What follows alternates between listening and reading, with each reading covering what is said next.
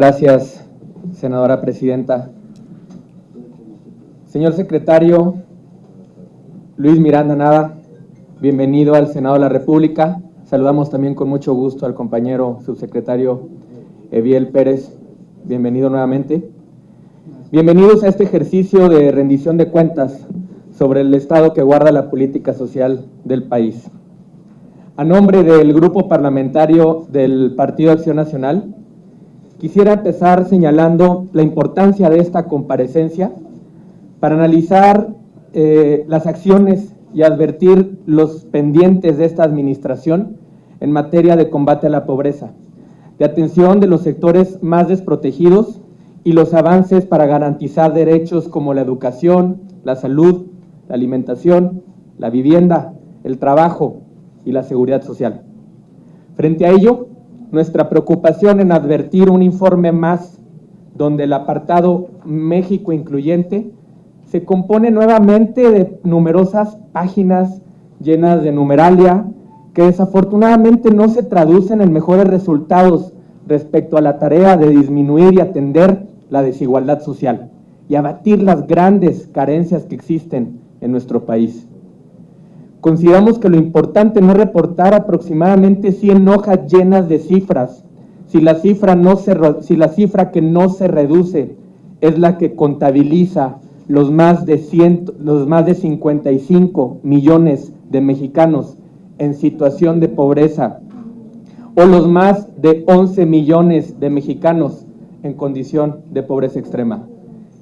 Si la cifra que tampoco se reduce es el 43.7% de los adultos mayores en pobreza multidimensional, o mientras una de cada 2 niñas, niños y adolescentes siga siendo pobre, o 1 de cada 9 siga en pobreza extrema. Si las carencias por acceso a servicios básicos en la vivienda y por acceso a la alimentación sigan afectando a 28 millones de personas, o si 70 millones de mexicanos siguen padeciendo la falta de acceso a seguridad social. De nada sirven los datos o insistir en que la Cruzada Nacional contra el Hambre ha sido una operación sin precedentes si persisten las fallas de origen y la falta de una metodología clara para identificar a las personas en las que se concentra, a las personas que se debe de beneficiar, y si los estados en las que se concentra la pobreza extrema siguen cubriendo menos del 40%. Si sigue prevaleciendo la opacidad en el gasto, o si el mismo programa sigue sin construirse con un compromiso real y de largo plazo con los millones que viven con esta carencia básica. Sabemos que ha dicho que es falso que en la presente administración se haya registrado un aumento en los índices de la pobreza. Sin embargo, secretario, los estudios de organismos internacionales que ahí se exhibieron dicen lo contrario. Ahí está el último informe de la CEPAL, en el que México se ubica como el 5º país más pobre de América Latina y el único, junto con Guatemala y Venezuela, donde la pobreza aumentó considerablemente en los últimos años. Sabemos también que ese estudio fue cuestionado por este gobierno federal. Lo cierto es que la pobreza no se elimina ni por decreto, ni modificando o alterando criterios o la propia metodología para medir la evolución de la pobreza. Acción Nacional está consciente que tiene usted apenas un mes de haber asumido el cargo. Frente a su nombramiento, el grupo del PAN en el Senado fue claro en su preocupación respecto a que su designación obedeciera más a un antecedente como operador político electoral.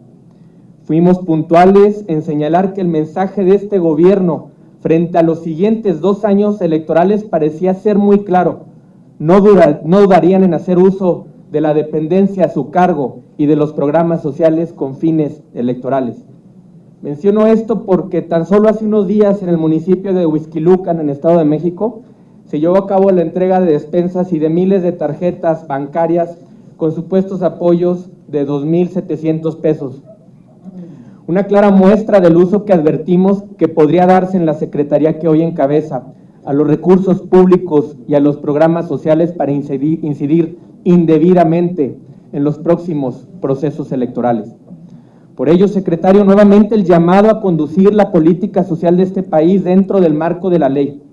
Las carencias y el rezago que padecen millones de mexicanas y mexicanos exigen un comportamiento que sea pegado a derecho y no responda a otro interés que no sea el de mejorar las condiciones de vida de las familias más vulnerables en nuestro país.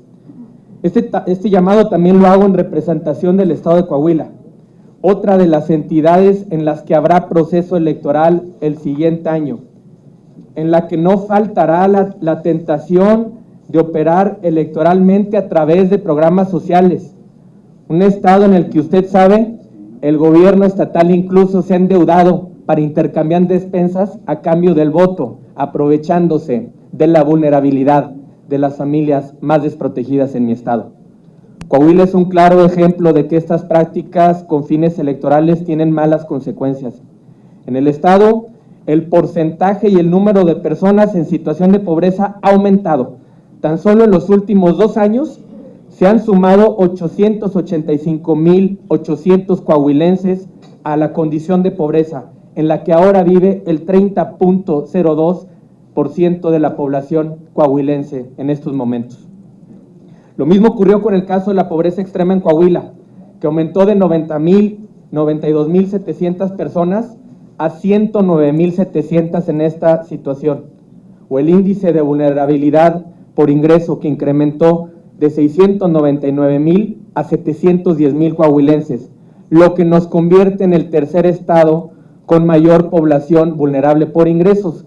Estas cifras colocan a Coahuila dentro de los 5 estados con más altos índices de crecimiento de la pobreza en los últimos 2 años. Lo importante, secretario, es que, como lo hemos venido diciendo, detrás de cada estadística hay rostros de hombres, mujeres, jóvenes, niños que siguen viviendo una vida llena de falta de oportunidades y de carencias. Por eso preocupa que este gobierno siga siendo incapaz de reconocer los errores del pasado, de asumir el tamaño de la crisis, de reconocer que a 4 años de implementar sus programas y sus acciones estelares de combate a la pobreza, las y los mexicanos sigan esperando ese entorno de mayor igualdad a que se ha comprometido esta administración. Frente a ello, la exigencia de los senadores de Acción Nacional de cumplir con su responsabilidad de combatir de manera efectiva la pobreza. Seguiremos siendo vigilantes de la actuación del gobierno federal en esta materia y no dudaremos en acompañar las acciones que sean favorables para abatir las carencias de los mexicanos que viven en la mayor desigualdad. Pero también seremos muy puntuales en señalar y denunciar el mal uso que se le dé a los programas sociales o a las atribuciones que la Secretaría sean ejercidas fuera de la ley. Por lo que no podemos permitir es que nuestro país se decida aniquilar la verdadera política social para hacer de la pobreza un botín político electoral. Es cuanto, senadora Presidente. Bienvenido, secretario. Gracias.